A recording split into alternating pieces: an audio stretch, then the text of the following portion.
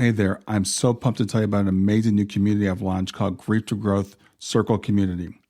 It's a space for people who are grieving to come together to support each other, and for people who want to know who we are, why we're here, and where we're going to have those conversations, all the things we talk about on the podcast. So I invite you to join me at grieftogrowth.com/community to become part of this compassionate crew. The best part, it's 100% free. And you have access to me in addition to everybody else in the community. In fact, the podcast will be there so you can talk about the things we talk about in the podcast right there in the community. There's also some premium content if you want to go deeper in the work I'm doing, but mostly it's about building relationships and community and about sharing resources and supporting each other. So come on over and check it out. It's grieftogrowth.com/community. I'll see you inside. And you introduced something called metaphysics. So tell me what metaphysics is. Meta means beyond. And so basically it's beyond physics. So what you're getting is, the science looks at physics, the physical world. And metaphysics, it considers the physical world. It considers religion, but it considers everything else too. Philosophy, ESP, all of the other things. So it takes everything that you could possibly think of, and it puts it into the package that says, okay, we have to consider that. We can't have certain elements like science says, well, ESP doesn't exist. Well, ESP does exist. And so that needs to be considered when we're trying to figure out, what's going on around us. Close your eyes and imagine. What if the things in life that cause us the greatest pain, the things that bring us grief, are challenges? Challenges designed to help us grow, to ultimately become what we were always meant to be. We feel like we've been buried, but what if, like a seed, we've been planted? And having been planted, we grow to become a mighty tree. Now, open your eyes. Open your eyes to this way of viewing life. Come with me as we explore your true, infinite, eternal nature. This is Grief to Growth, and I am your host, Brian Smith.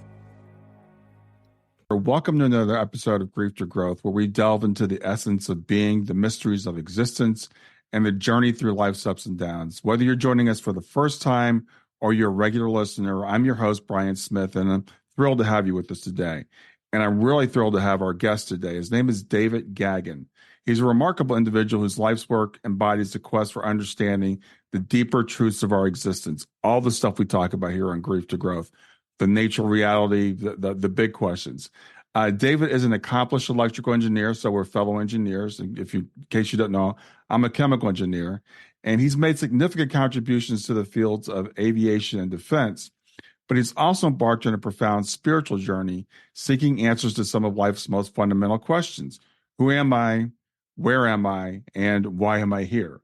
He's the author of Our Eternal Existence, a Metaphysical Perspective of Reality.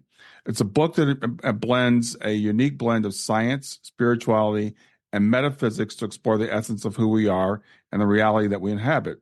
With the career-spanning roles from designing flight control systems for Boeing helicopters to being the CEO of Cobham Defense Electronic Systems, and even hosting the Common Sense Spirituality Show, his diverse experiences have helped shape his intriguing perspectives on metaphysics, science, religion, consciousness, and the power of thoughts and beliefs. All this stuff I love to talk about. So today we're going to dive deep into those themes. We're going to challenge the conventional boundaries between science and spirituality, and we're going to explore the metaphysical view of the world that David passionately advocates. Through our conversation, we really aim to uncover how thoughts shape our reality, the importance of beliefs in our daily lives, the fundamental nature of consciousness, and the profound connection that we share with the divine. So with that, I want to welcome David Gaggin to Grief to Growth. Hi, Brian. Nice to be here with you. Yeah, I'm, as you could tell from our conversation before and from the intro, I'm really excited to have this conversation with you. Just to let you know a little bit about my background. As I mentioned, I'm a chemical engineer. I love exploring this kind of stuff. And as I was reading your bio and about your book, I'm like, this is the guy I want to have on and talk about this stuff with. But before we get started, we have this battle, we feel like, between science and religion, and you introduced something called metaphysics. So tell me what metaphysics is.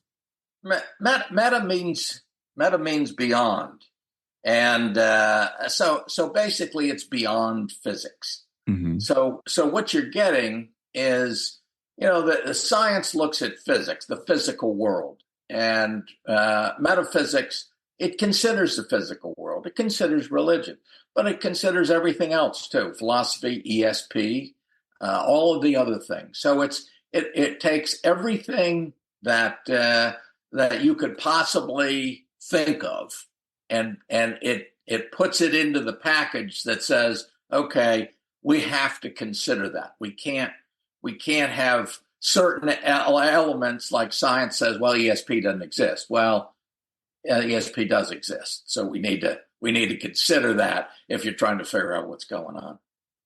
Yeah, I think that's absolutely true. And I guess there was a kind of a split between science and religion, a couple hundred years ago, where science said we're going to just study the physical, and religion said we're just going to study the spiritual, and we stay in our silos. And it sounds like you're saying metaphysics is considering everything. Right. It pulls them both in. If you a lot of times some people, they get down on religion and say, hey, it's it's a lot of dogma and such, and obviously there is a lot of dogma in it. But if you go back long enough, you go back to the Bhagavad Gita, you go back to the early religions, the early things that Jesus said, that's good stuff. And so that needs to be considered when we're trying to figure out, what's going on around us. So you really need to take the whole picture into account. Yeah. So what got you interested in the metaphysical? Well, that's a good question. When I was in high school, my dad he was an avid reader, and he'd give me things like Velikovsky's World in Collision, and and I'm like 14 or something. Hey, read this, and I'd read it, and he'd say, "What do you think?" And I'd say, "Dad, I don't have a clue." And he'd give me Aku Aku and Easter Island stuff, and he'd say, "What do you think?" I don't know, but I couldn't help but notice that I wasn't getting taught any of it in school.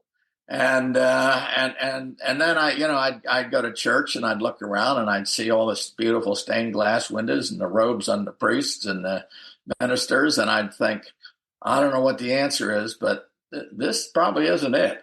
And so I was just curious. I was curious all my life, and then then I had to go make a living, so I became an engineer. Hmm. And but I always studied the everything I could along the way to see if I could figure out what's going on.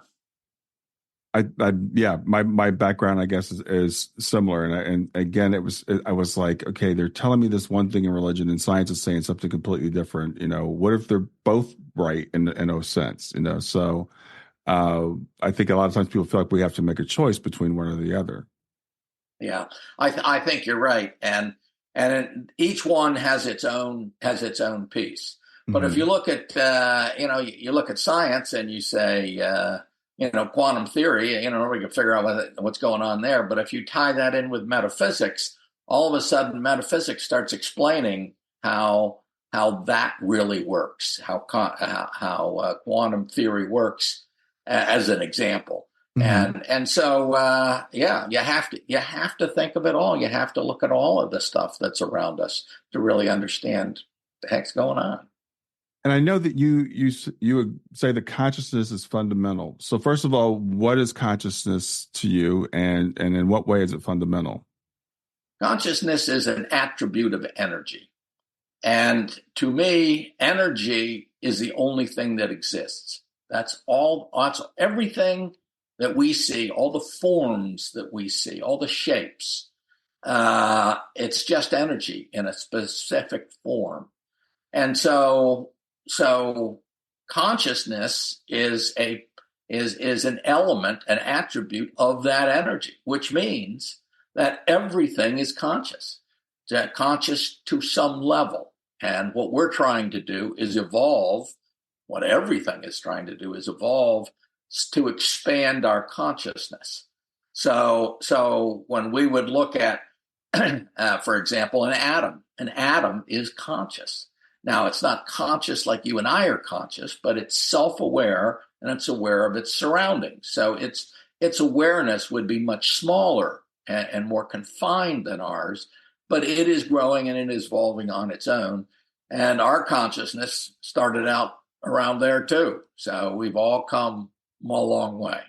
And the beauty of it is we have a long way to go. Yeah. So the idea that consciousness is fundamental is the idea that consciousness is it is what everything's created of, is what I think I hear you saying. Exactly. Everything is conscious. It's all created from energy, but that energy is conscious energy. And that's everything. That's God. That's everything. The life force is the energy, is the life force, and that life force is conscious.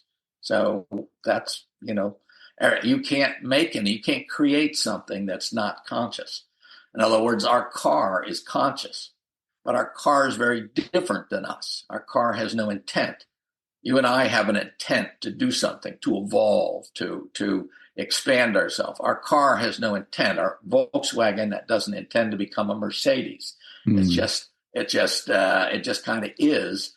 And in time, that car, all the conscious parts of that car will leave the car and they'll go somewhere else and they'll evolve somewhere else.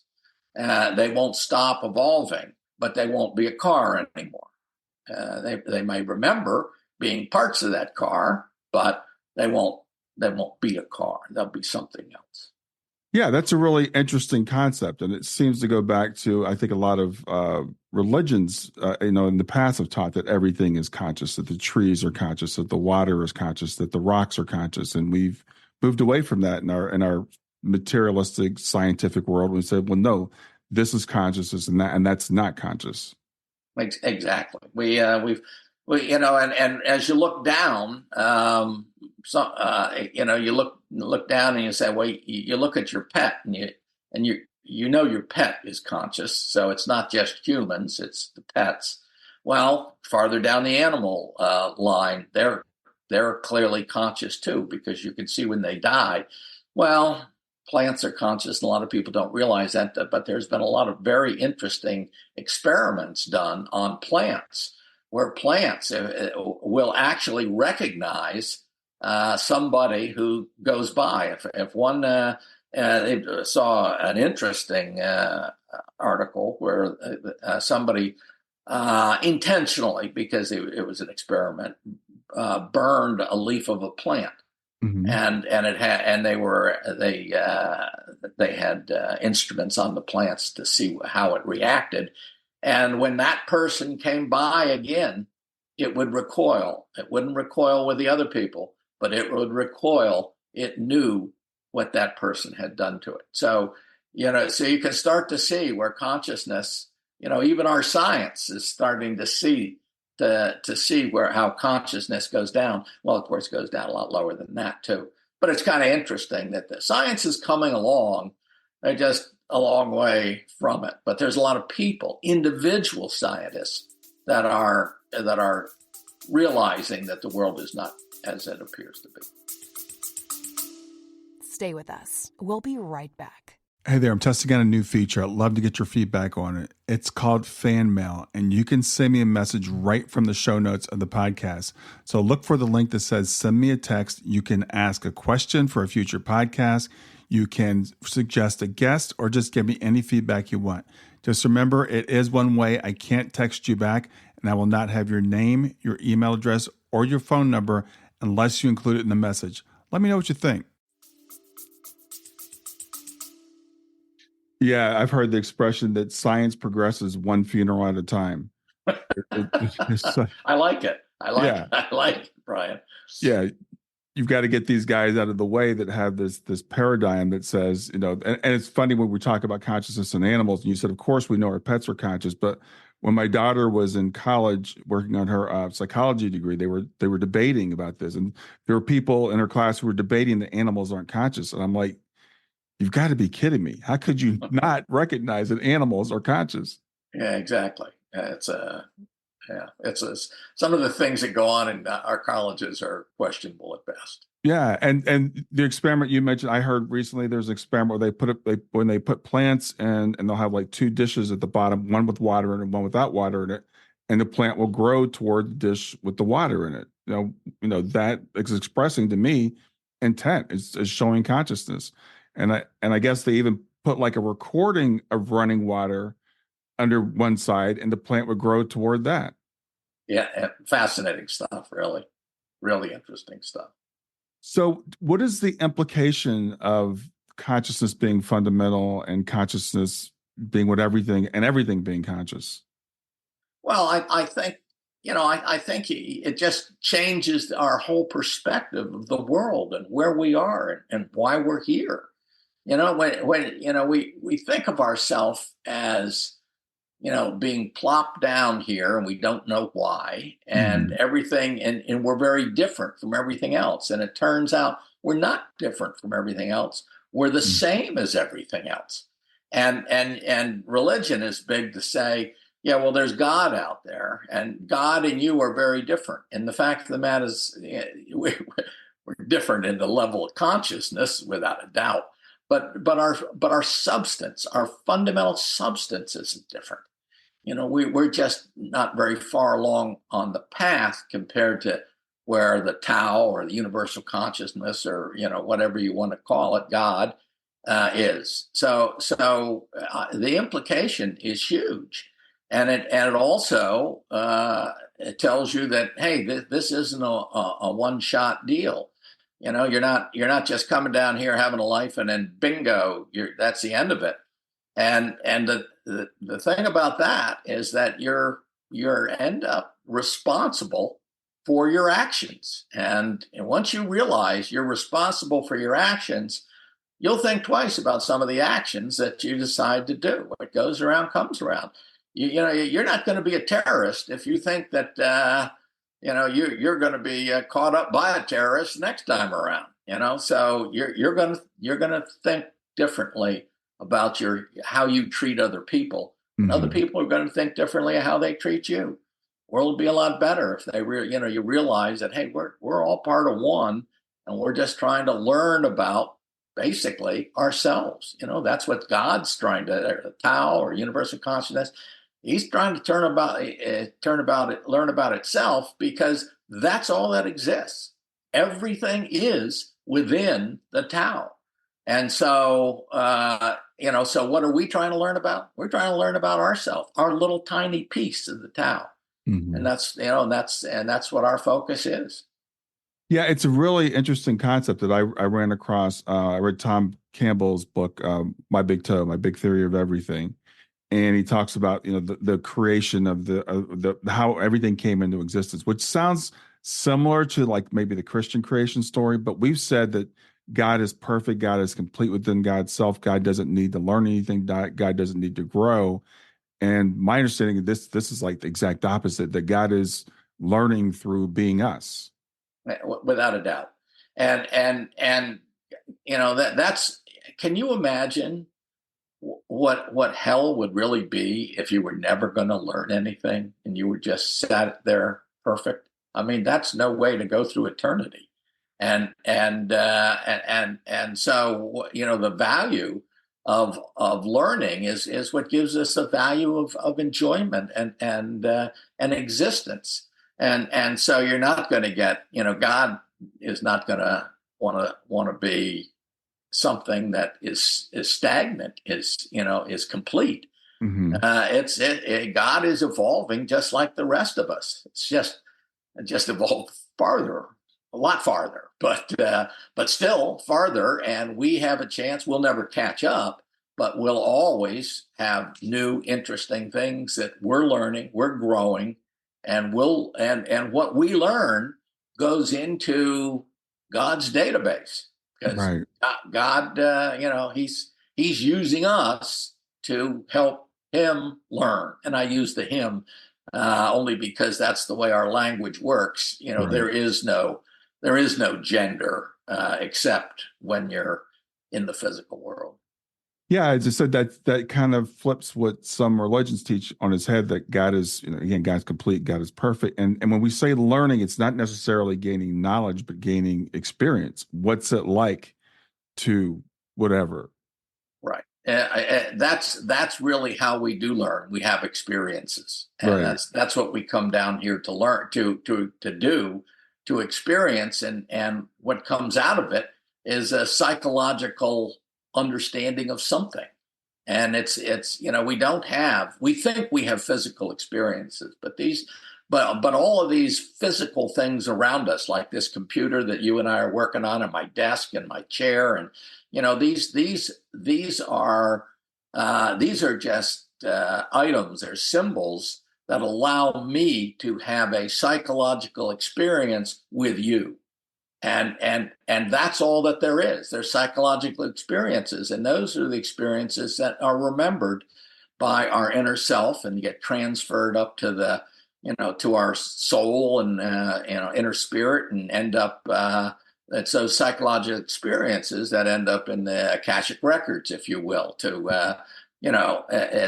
not the physical stuff. Physical stuff is not going to be around here forever. But those psychological experiences will be around forever. And so it's the psychological experiences that really are the only thing that matter.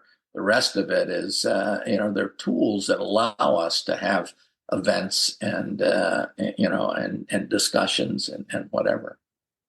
So when it comes to the metaphysical, how do we study something like that? How do we even go about to explore that?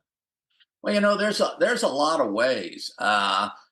There are channels that you can use.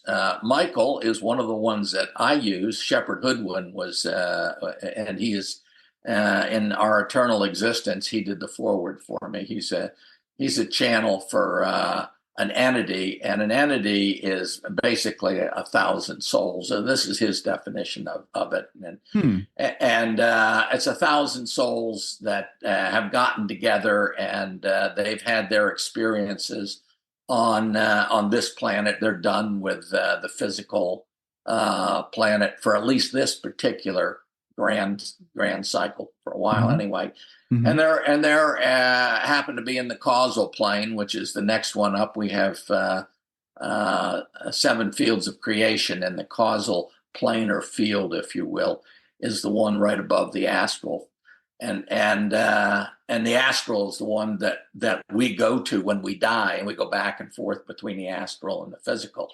Well, anyway, this group eventually comes together, and they came here together, and they left together, and they're up in the causal field. In the causal field, one of the things you do is you interface and try to help humanity in whatever level you can. After you go up into the higher fields, you get away. Generally, you get away from humanity for a while. But what you do is you talk to them, and they give you answers, and they're fascinating. You can ask them anything you want, and they'll give you an answer.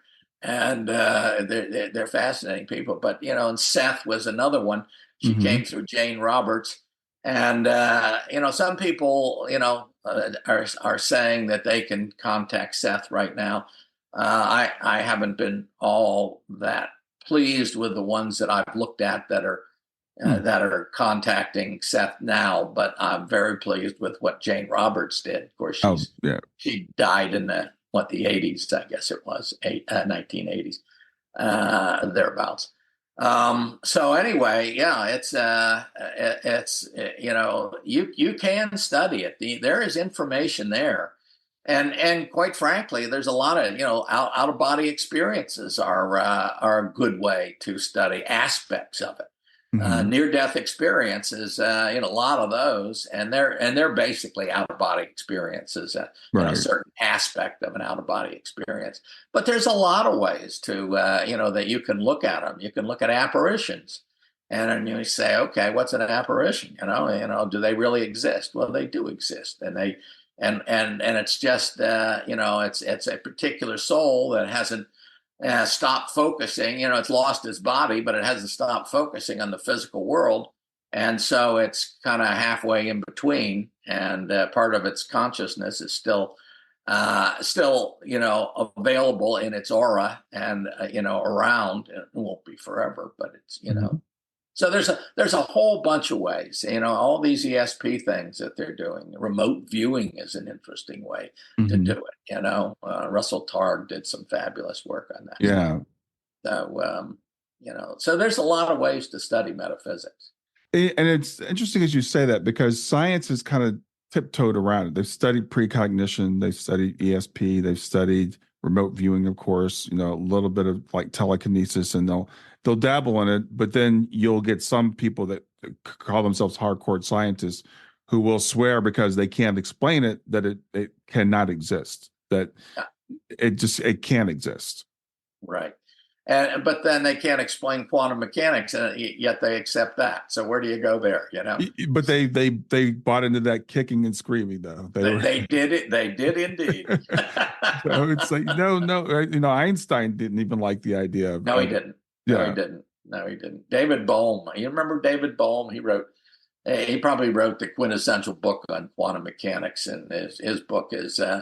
Well, you really got it. If you wanted to really study his book, it's a deep, deep book, But he's had other books that he talked more philosophically, and he worked with Einstein for years, and they had a falling out when he said, "Hey, there's this quantum mechanics is real," and Einstein wouldn't go along with it, so they kind of split ways, but.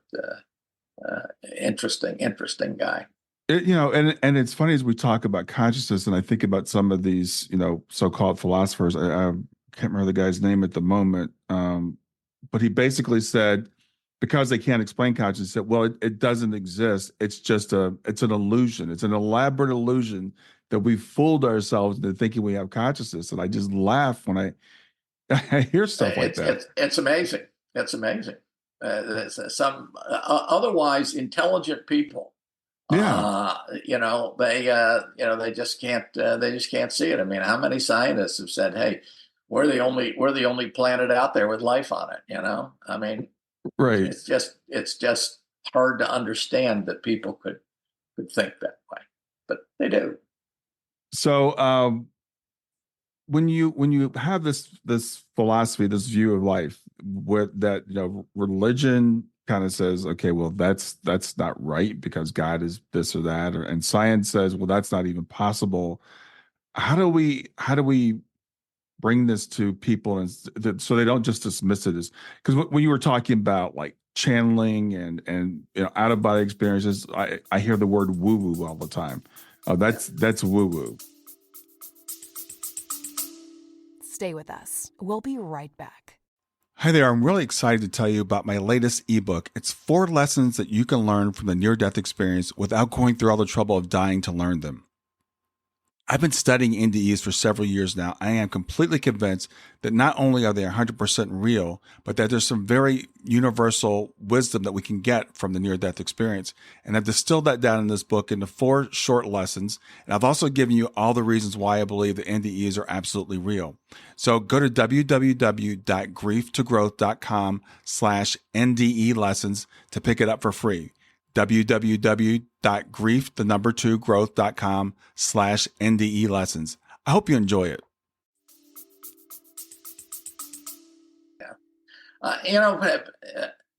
You have to be ready for it. There's a lot of people that aren't ready for it yet, but more and more people are coming. More and more people are becoming ready to look at the world and realize that we live in this illusion, and to understand it. The age. Michael says that the age of mankind is growing because there's 5 different ages that we're here. There's infant, baby, young, mature, and old. There's a couple other ages, but we don't go through those in the physical plane here.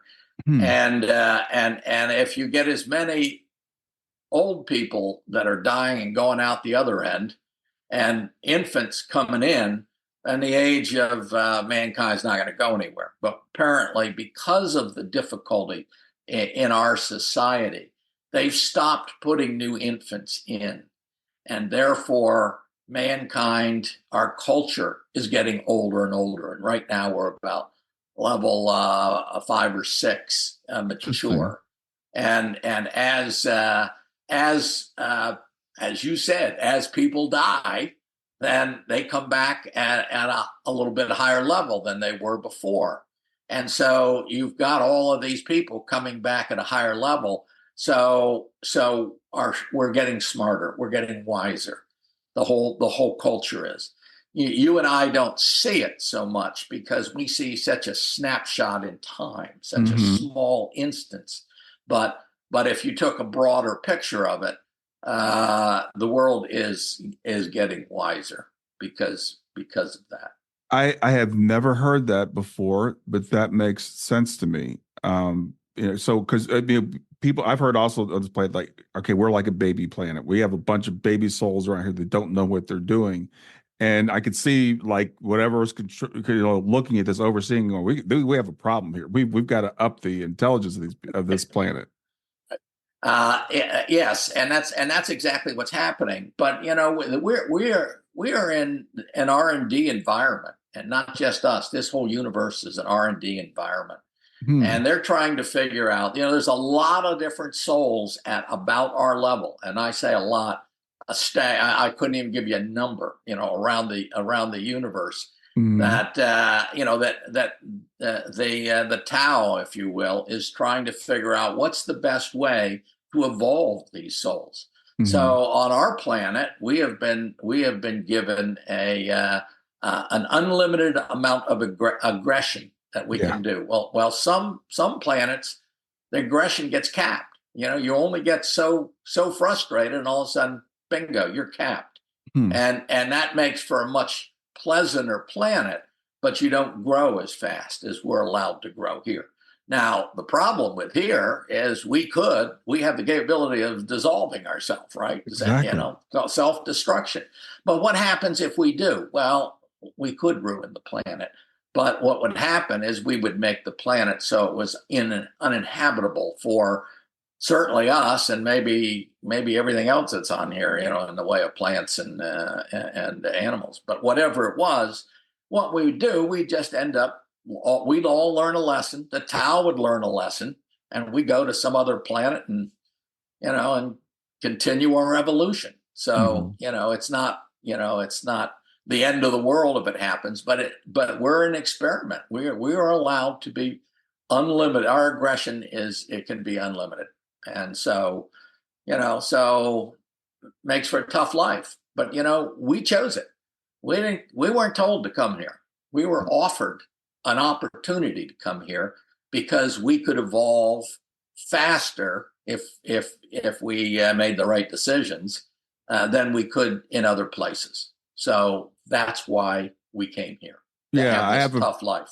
Yeah, I have a friend who's very metaphysical and out of body experiences and stuff like that. And we were having lunch one day, and I'll never forget. He was like, because I think he said he was Pleiadian, and he said you can learn more in like 10 minutes on Earth, you can learn in like 10,000 years in some other environments because of the contrast. And so when we're here, we view this as like, this is a disaster. This is a mess. Why would God allow, this to happen?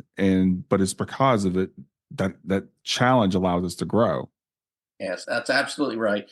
And the other thing is, we fear death because we don't understand it. Yes. But death is just changing your focus. Death is, you wouldn't want it any other way. You wouldn't want to be down here in this body forever and ever. You want to go and start fresh and start new. And so what you do is when it comes time to die, and by the way, we plan our death just like we plan our birth. So it depends on what path we choose, and we have a complicated pre-life plan that does that. But we pick one of these paths as we go along the way, and that path tells us when we're going to exit, when we're getting out of here. The spiritual world knows when you and I are going to die. We don't know, but the spiritual world does. And our inner self, our inner soul knows, certainly, but we don't.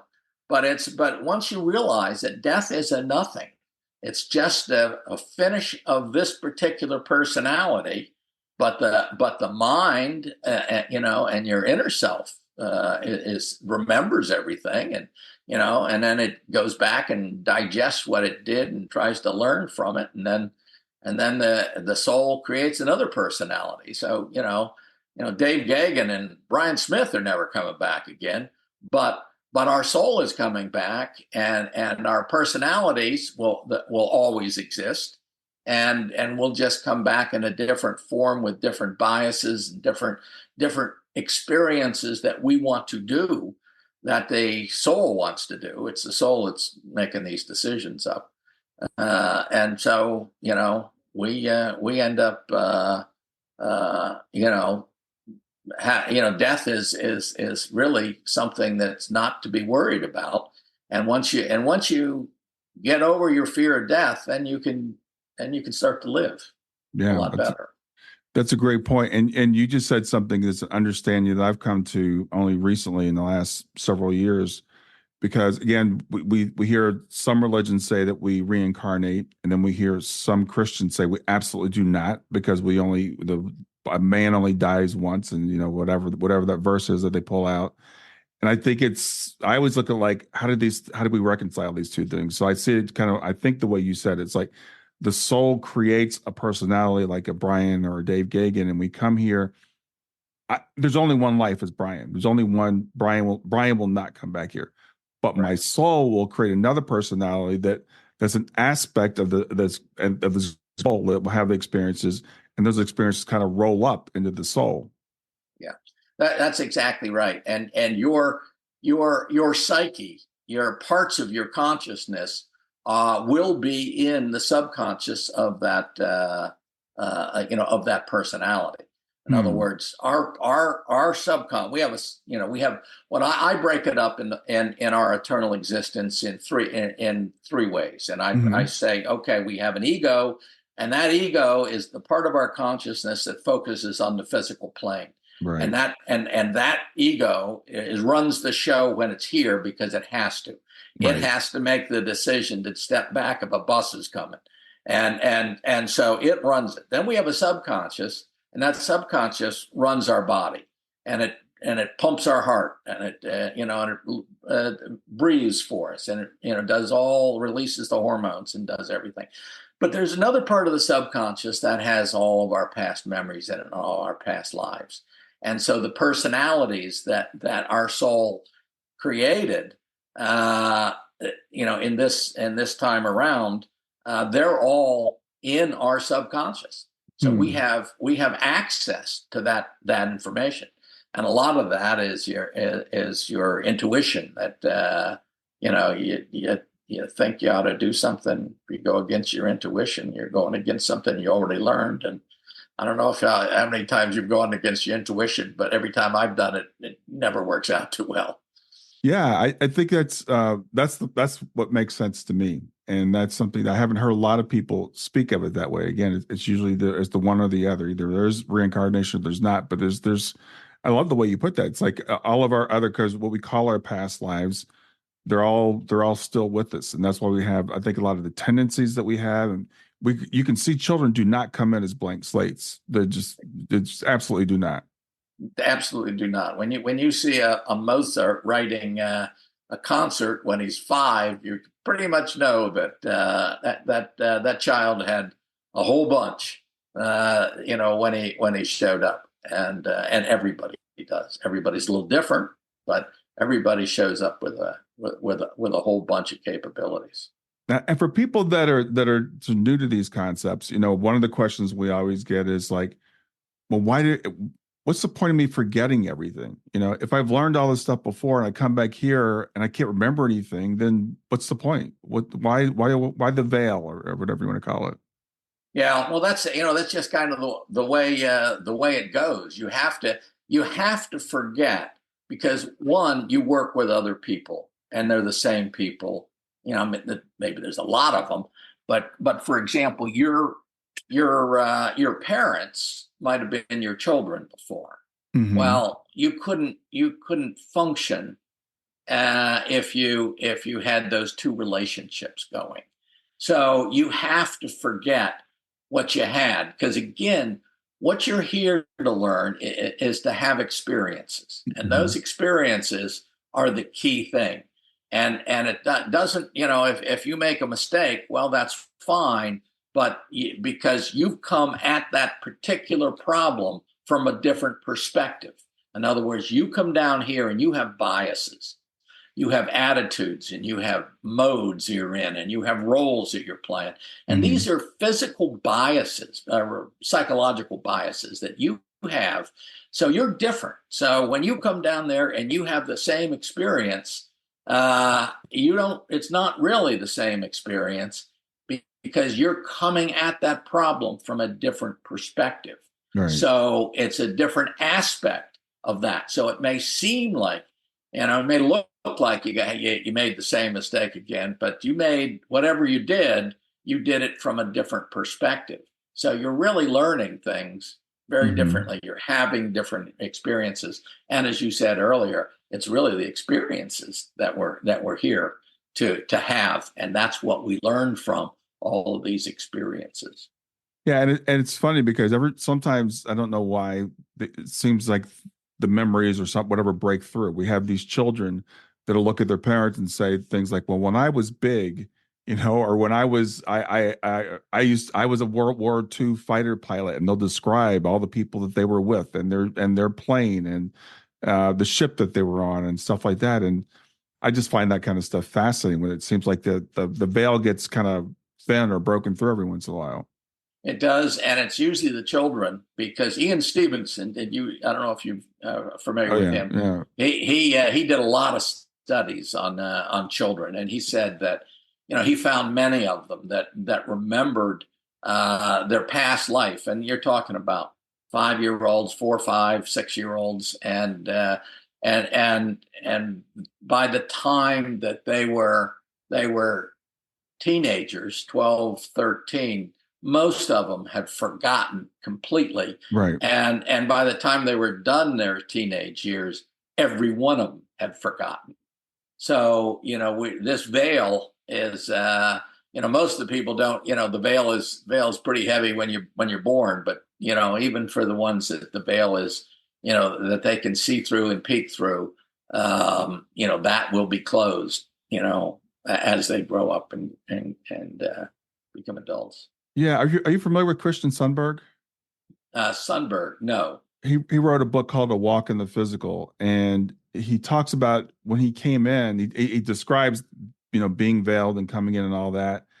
And I guess even when he was born, the veil, he had, like, he knew what was going to happen. He remembered his plan and everything, but it went away when he was like 5.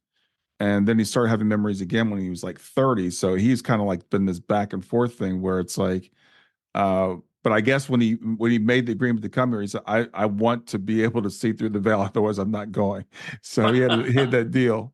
Well, you can do that. You can set that up as that's one of the experiences that you want to have. Yeah. But and I'll tell you, you can see, you go to a medium, and these mediums, they can see through parts of the veil. That's why they're able to communicate with, the other side, what we call the other side. Right. Because, they have this telepathic capability. We all have it, but they have it, they control theirs, and it's a little stronger than what we have. Right. Right. Well, you talked about channeling earlier, and it's my perception. It seems like there are a lot more channels. I maybe people are just talking about it, but I keep hearing more and more channels and people channeling different entities. So I've read the Seth materials. It's fascinating stuff. And on the spot here, I can't think of some of the other entities that people are channeling, but there are people channeling all these different entities. You mentioned Michael, and Michael, again, we think of them as individuals, but it's really a collection of souls or beings. And you mentioned a little bit about what they're telling us, but I keep hearing kind of like what you said, that the mankind is evolving. We're on the cusp of something bigger, some sort of a breakthrough. Has that been your experience? Have you heard that? Yeah, yes, absolutely. And you get that from I've got that from both through Seth and Michael, and they're saying, that there's a lot of wise young beings reincarnating these days, Mm-hmm. and it's and society is indeed moving forward. And yes, there is, there will be some major changes along the way. I don't know how sudden they'll be, but there'll be major changes. But it's funny how the other thing that Michael made very clear is that we're only given a certain amount of technology. We weren't given the atomic bomb until they thought we could handle it. I'm not sure. I'm not sure it was a wise decision, but in any case, it was a decision. We won't be allowed to, so they say, we won't be allowed to interface with other less developed civilizations until we learn how to get rid of killing in our own. Now, they'll let us interface with more developed because we can't hurt them. But we have to, for us to have other areas opened up to us, we have to change ourselves and as a culture, and we're doing it, and they're helping us do it. Yeah, you mentioned something really interesting there. It's kind of an aside, I guess, but you talked about technology, and I'm under the belief that our technology does come from the other side, and it's interesting because science fiction writers, they predicted like stuff like we have now. I think that was channeled. It was like who could ever envision wireless communication or pictures going television, stuff like that. So so you're saying that they're just kind of like, okay, these guys, they can't handle this, so we can't have that, and they can't have that until they're more mature. Right. I agree with you 100%. Everything that is created here had its origin in the spiritual world. Mm-hmm. Everything, and so we're given some. A lot of these guys like Tesla and Einstein, they'll tell you that this kind of came to them, and you don't just sit there and figure it out.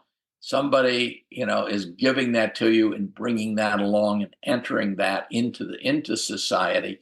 There's a lot of very, very wise beings that are helping us evolve and trying to figure. They're not perfect, but they're very wise, and they're trying to figure out what's a good way for us to develop and evolve, because that's really the whole idea, is for us as a society and us as individuals to evolve and become wiser as we go along. Now, have you heard about some of these ancient civilizations that had like super advanced technology that I don't know, for whatever reason, they're not here anymore? Yeah, I did. I'm not sure that they're not here anymore, quite frankly. I'm pretty confident that they are, but they're not playing the role that they used to play. I'll give you that. But I asked Michael. I said, "How old's the pyramid?" And he says, "Well, it's a lot harder question than you would expect, because there's a lot of other aspects of time that are harder to explain." But he said, to give you the best answer that I can, he said the Great Pyramid was about 17,000 years old. Oh, wow. And I said, "Who built it?" And he said, an alien civilization provided the technology for man to build it. And you can see that's, it's all over the planet. It's just so obvious that there was an advanced society living here. Right now we're saying, well, the guys that built the the Great Pyramid were, they just came out of the woods or the desert and put this thing together. I mean, we couldn't Right. do it today, and I mean, it's silly stuff. But that's what mainstream. That's all that they're hanging their hat on it, because they don't. Otherwise, they don't want to admit that there's a spiritual world behind the physical world. And Mhm. that's got them saying some really crazy things. The Big Bang Theory is a perfect example of that. Yeah. You know, it just didn't happen. And but the implications are big, because now all of a sudden you're going to have people saying, I got one shot at being living here. There's nothing afterwards, and therefore greed is the name of my game. Yeah. And that's a real problem. And that's, so their science from that perspective is doing a lot of harm, because you can't take science and create an ethical set of standards out of it. You have to, religion tried, but then, the too many guys got their oar in the water and they screwed it up along the way. Right.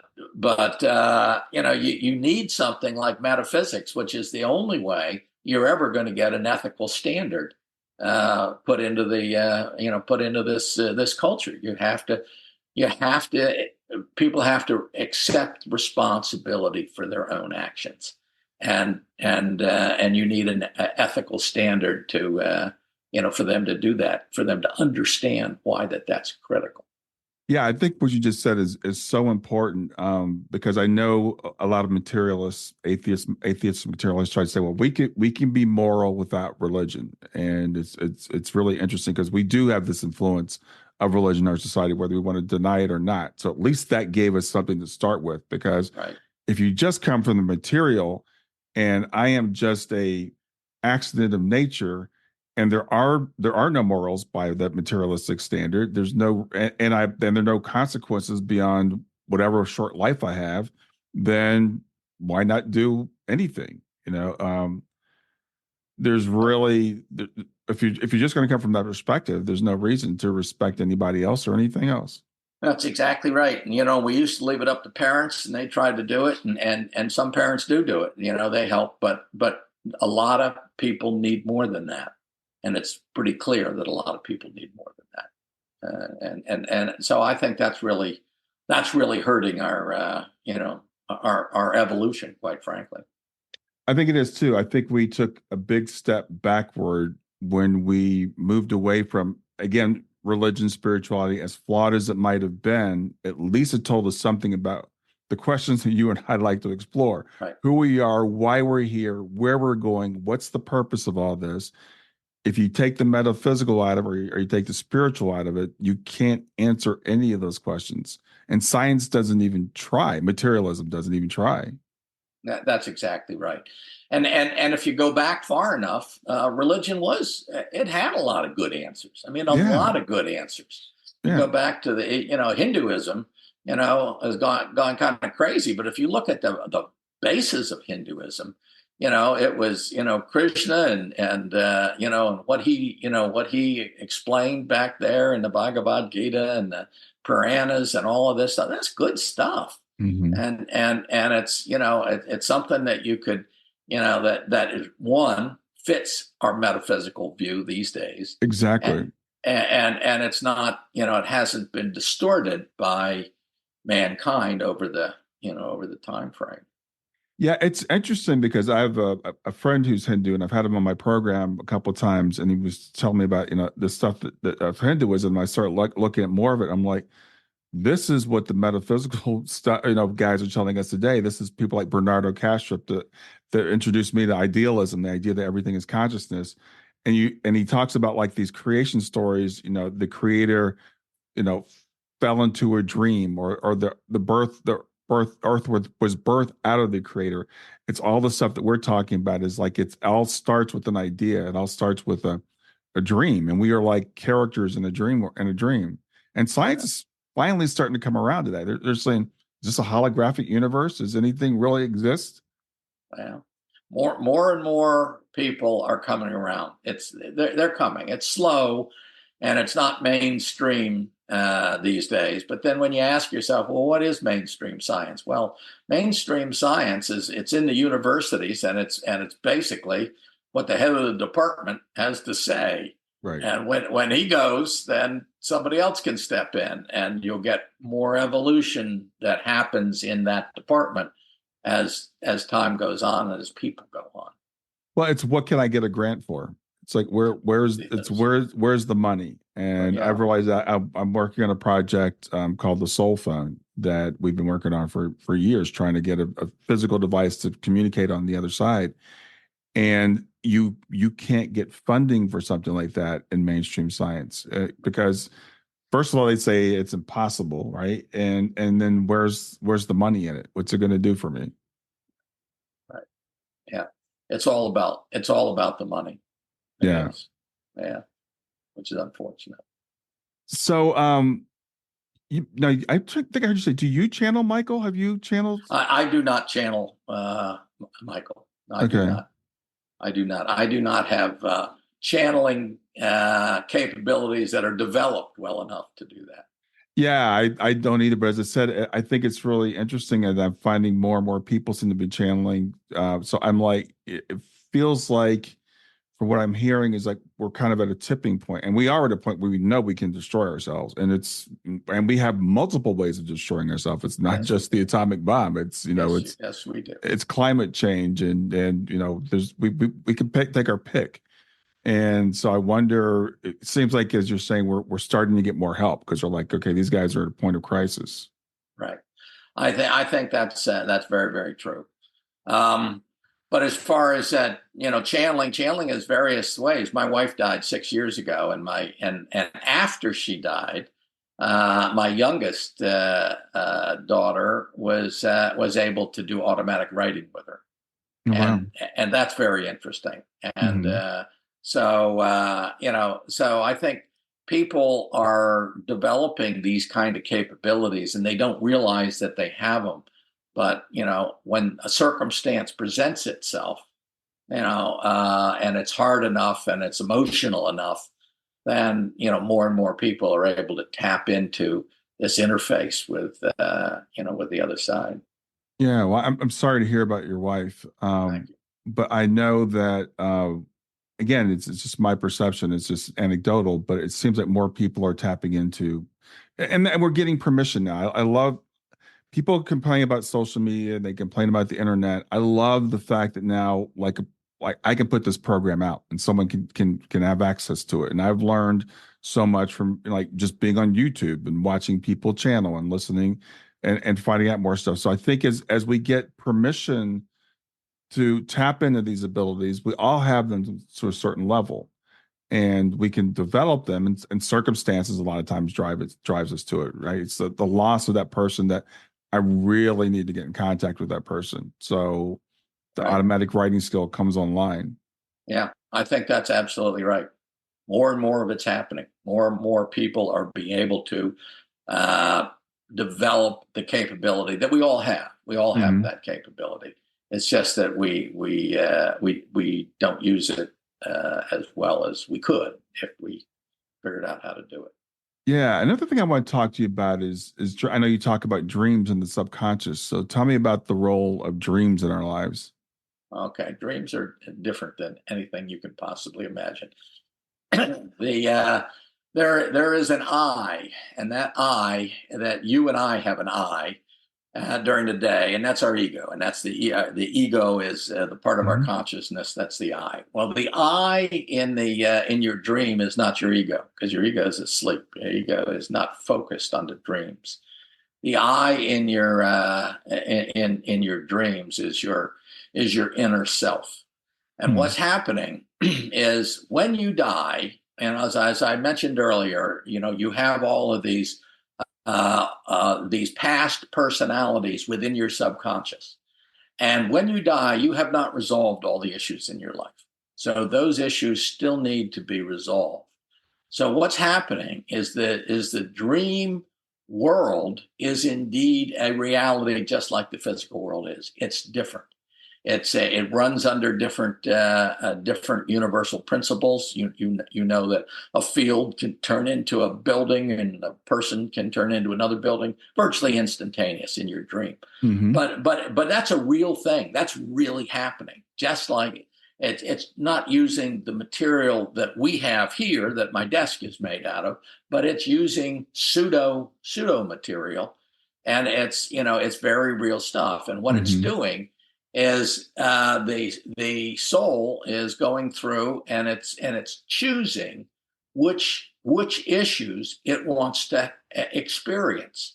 So it's actually going through and solving the problems that were left over from our past lives. Well, the problem with that is, one, we don't see much of it, right? We see just a tip of one of these dreams when we wake up. So we're seeing just a piece of it. Well, the other problem is these lives that they had very different symbols. Symbols meant different things. I mean, simple things like fire, right? Fire can be comforting if you're used to lying in front of a fireplace with your honey and having a nice time. Or fire can be very fearful if it burned down your house, burned down your business, and such. So that symbol will be very different, from life to life and individual to individual. Well, so will all the other symbols. So the symbols that you will have seen, and maybe a personality that lived 1,000 years ago, would mean very different things to them than they seem to you. So trying to interpret and understand what these dreams meant is an extremely difficult task. However, the good part about dreams is you and me, because we're living lives, we have number one priority for our soul to help us solve our problems. So if we go to bed at night and we try to, right before we go to sleep, or put a note under your pillow that says, I want to solve this problem, your inner conscious will solve that problem for you. Mm-hmm. It's a lot easier to get, to get your dreams to do what you need done than it is to understand what all these dreams mean, because you just don't have the understanding of the basic symbols that are being used in the dream world. But dreams it's a different reality. But it's a very real reality. And those experiences, you will remember them forever, and they are just as important as the physical experiences that you have in this life, your dreams.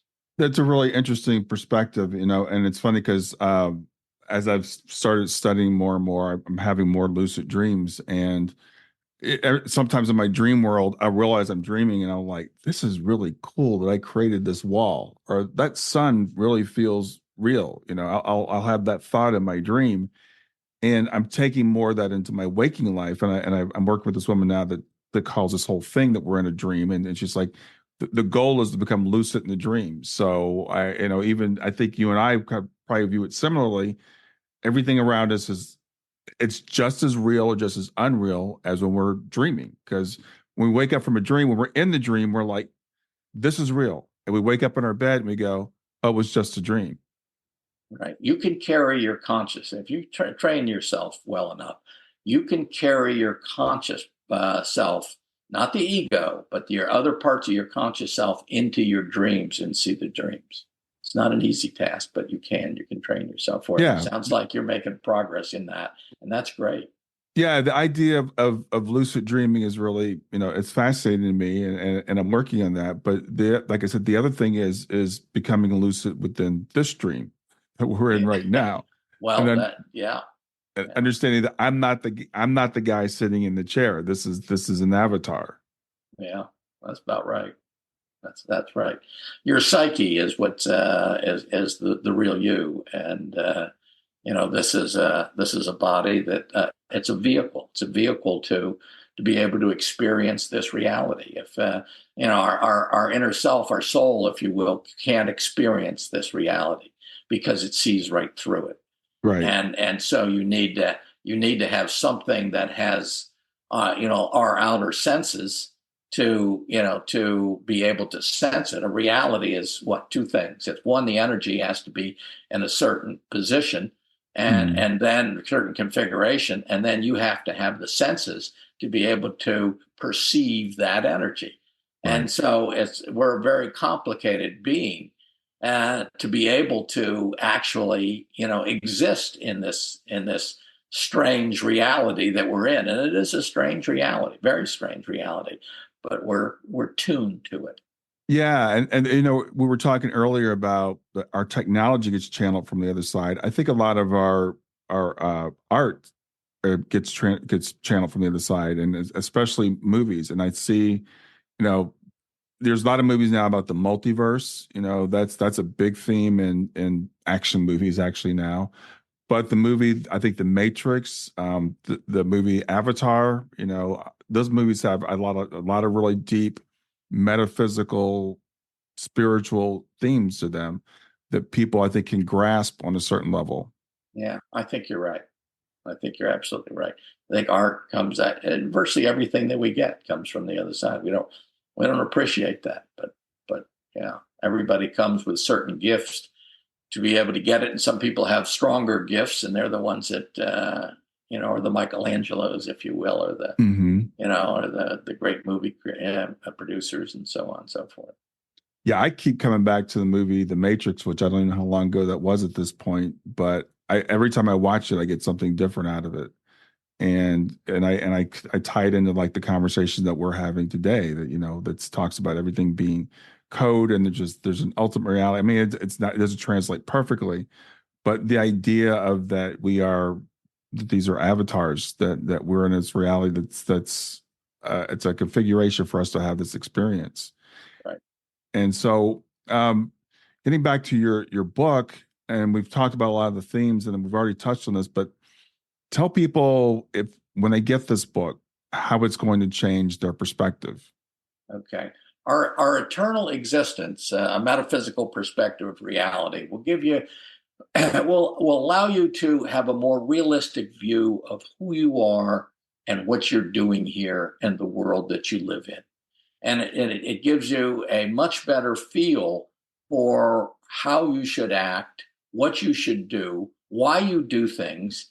And it's certainly, if you're the type of person that says, hey, I'm a victim, poor pitiful me, everything happens to me, it will show you that you made all these decisions. You created this world, and all of your problems are self-created. And oh, by the way, because of that, you and only you can solve those problems. You can fix your problems, but nobody else can.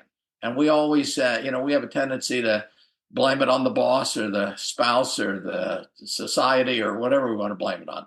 Mm-hmm. And what we don't realize is that we create all of our problems and all of the things that go well for us.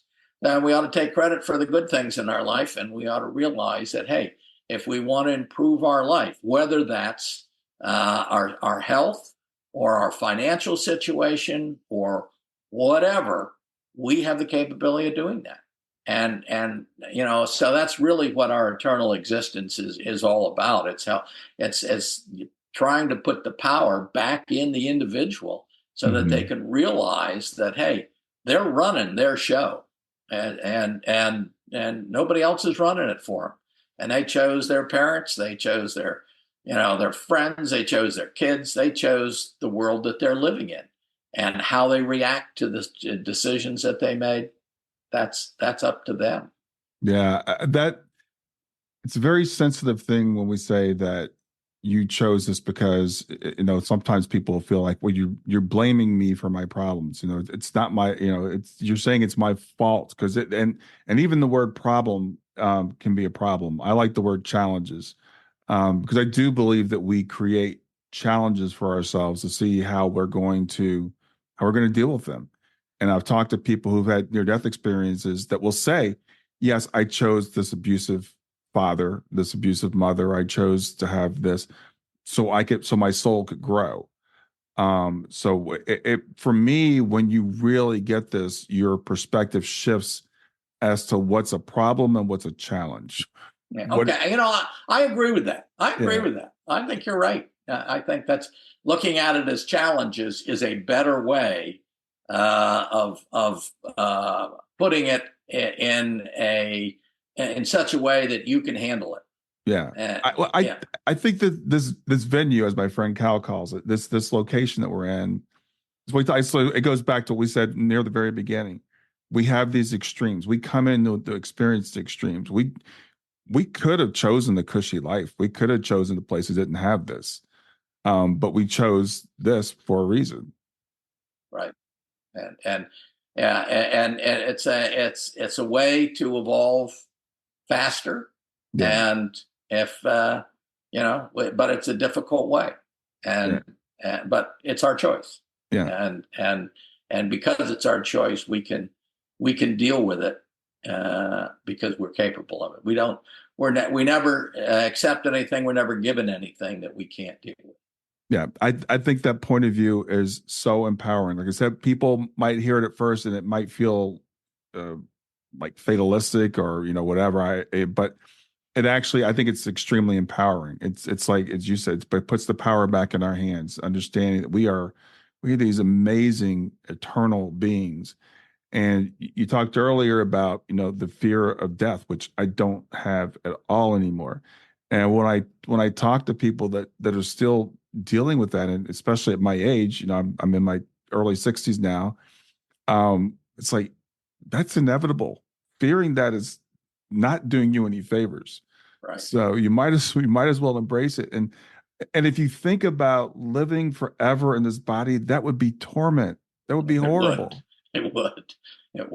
You need it. You need and it's you look at the criminals and the terrorists and such like that. And a lot of them die young, and they die young, I think, because the soul is saying, we're going down the wrong path here. We need to reboot.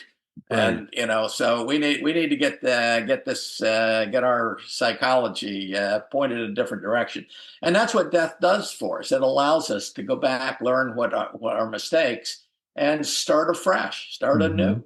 And so, death is it's the death is hard on the people that are left behind. Right. That's the tough part. Right. But for the actual person, when you die, that's a piece of cake. I mean, death can be hard, the dying process. Right. But death itself is a piece of cake. There's no pain involved in that. And now your memory comes back. You're all set and you're happy and you're doing good things. Absolutely.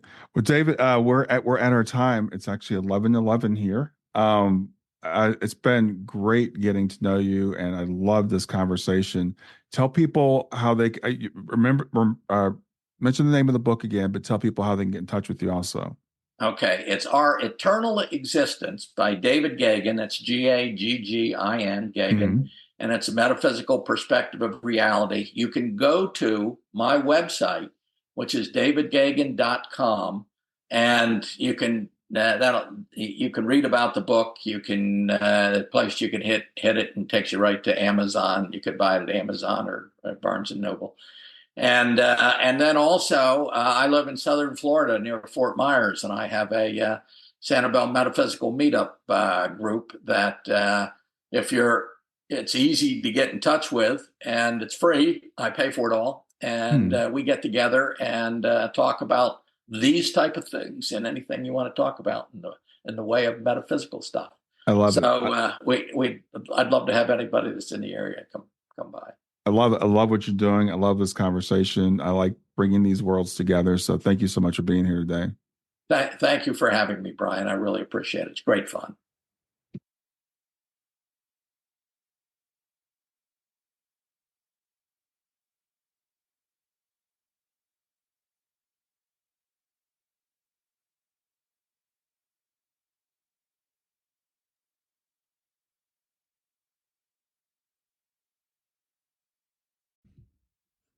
Hey there, if you like this episode, come on over and talk about it. Let me know what you liked. If you didn't like this episode, come on over and talk about it. Let me know what you didn't like.